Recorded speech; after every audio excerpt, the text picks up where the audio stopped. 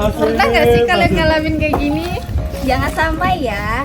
Yuk kenali K3 supaya kerja aman dan nyaman. Jangan skip video ini ya. Di dunia pertukangan banyak yang hanya fokus untuk mengejar target kerja aja tanpa sadar akan mementingkan keselamatan. Padahal kecelakaan itu bisa terjadi kapan aja loh teman-teman.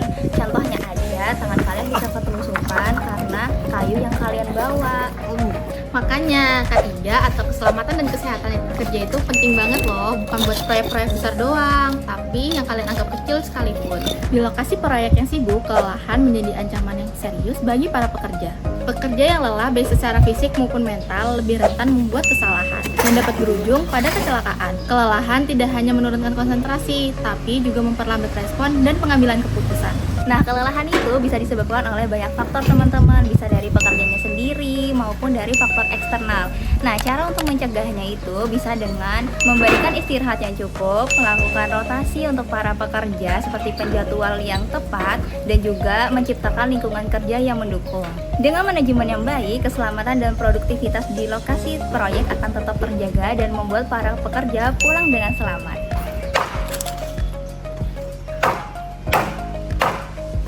Mas, Yo, iya mbak. punya sarung tangan nggak sih? Oh alah mbak, gini doang pakai sarung tangan. Gini doang tuh juga bahaya tau mas, soalnya tangan mas itu bisa kesusuban.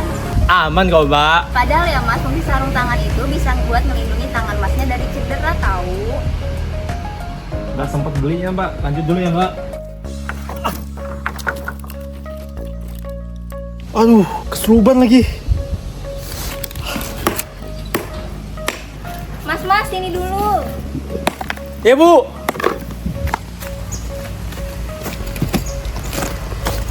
Ya kenapa bu? Nih mas, saya bawain sepatu nih, dipakai ya. Saya kan sudah pakai sendal bu, aman toh bu. Aman dari mana sih mas? Itu bagian kaki mas itu masih ada yang belum terlindungin. Bahaya tau jalan di lokasi kayak gini, soalnya ada serpihan kayu, paku, atau keramik sekalipun. Jadi harus pakai sepatu ya mas biar aman. Siap ibu, saya Kuli. Kita harus menggunakan sepatu safety ketika memulai sebuah proyek. Untuk apa? Untuk menjaga keselamatan kaki kita saat melakukan kegiatan. Salam Kuli.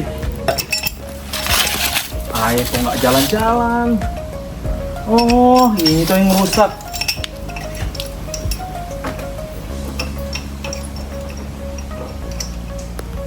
Mas, awas mas.